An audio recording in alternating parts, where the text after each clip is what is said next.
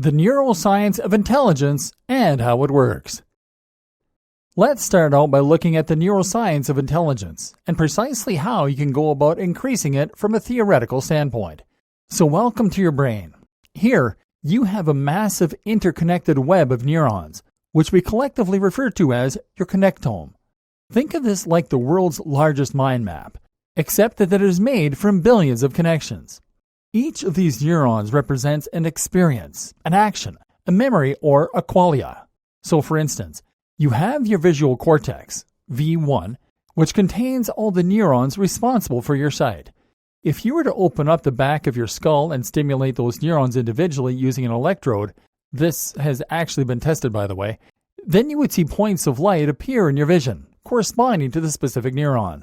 Likewise, if you were to stimulate neurons in the motor cortex, then this would cause your arm or leg to move, or it might make you feel a sensation on your ear. Other neurons have different jobs.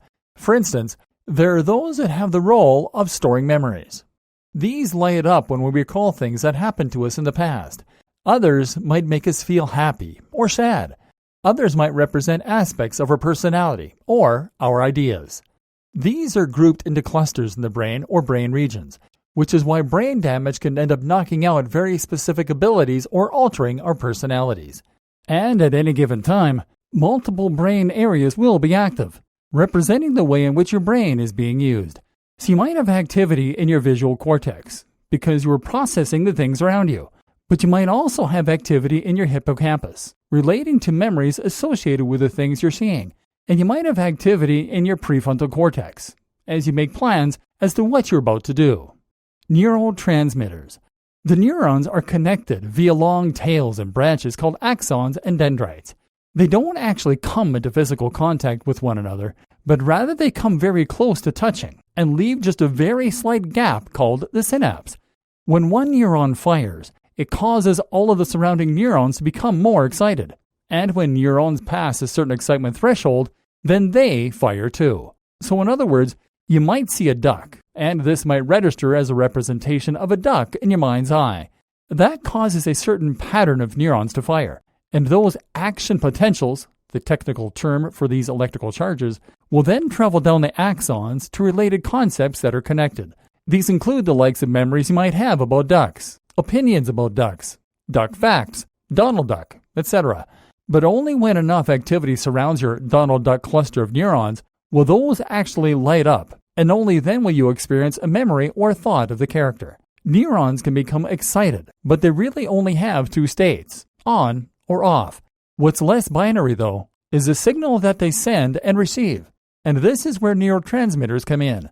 Neurotransmitters are chemicals that exist in the brain that effectively add color and nuance to the communications happening across our brain. These act like hormones, in that they are able to change our mood and change the way we feel about something. The difference is that they have a much shorter lifespan and that they act on the brain specifically. Among other things, neurotransmitters make neurons surrounding them more or less likely to fire, and will thereby put the brain in an overall more excited or more inhibited state. At the same time, though, they can also increase the likelihood of new connections forming, and they can increase the apparent importance of certain activity, thereby directing your attention. An example is dopamine. Dopamine is an excitatory neurotransmitter, which means that it makes us more aroused and more awake, and it increases the chances of neurons firing. When dopamine is released in a part of the brain, which causes us to become more focused on whatever is happening right there, because it tells us that thing is important and worthy of our attention. At the same time, dopamine increases our likelihood of remembering that event, because it makes connections in the brain more likely to form. Finally, dopamine makes us more likely to remember things that happened, and more likely to stay motivated. Dopamine is often described as a reward neurotransmitter, but it would be more accurate to say that it is released in anticipation of reward. Other neurotransmitters include the likes of serotonin, the feel-good hormone, of cortisol, the stress hormone, and of oxytocin, the love hormone. All these change the way we subjectively experience the world, and their impact on the nature of the physical change that occurs within the brain. Brain plasticity. An area that has been extensively studied by psychologists and neuroscientists in recent years is a subject called brain plasticity, or neuroplasticity. This refers to the brain's innate ability to change shape in response to stimulation and activity. So previously, we believed that the brain was a set shape once we reached adulthood, and that it wouldn't change any further. What we now know, however, is that the brain continues to grow and adapt as we get older, and that it is constantly forming new connections and even birthing new neurons. In studies, it has been shown that repeatedly engaging in a specific activity will cause the corresponding brain area to change shape. For instance, if you learn to play the cello, then the areas in your motor cortex that are responsible for the sensation and dexterity in your fingertips will get larger and more complex. Likewise, if you play computer games repeatedly, then the brain areas that have responsibility for your ability to make out small details on the horizon will improve. Taxi drivers have physically heavier brains than any other professionals because they change shape in order to accommodate all the new routes and destinations that they commit to memory. There is a simple rhyme you can remember to understand the way that plasticity works, and that is, neurons that fire together, wire together.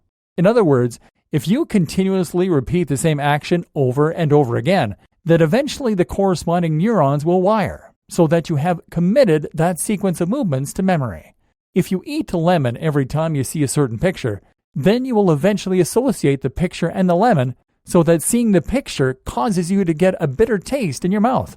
The corresponding neurons fire at the same time so often that they now have a connection, and now activity in one neuron will increase the chances of the other firing. What's more is that repeating this connection will reinforce it over time. This occurs via a process called myelination, which basically means that the axons are being insulated to protect them against damage and to help the signal to travel more quickly and more efficiently from one neuron to the next.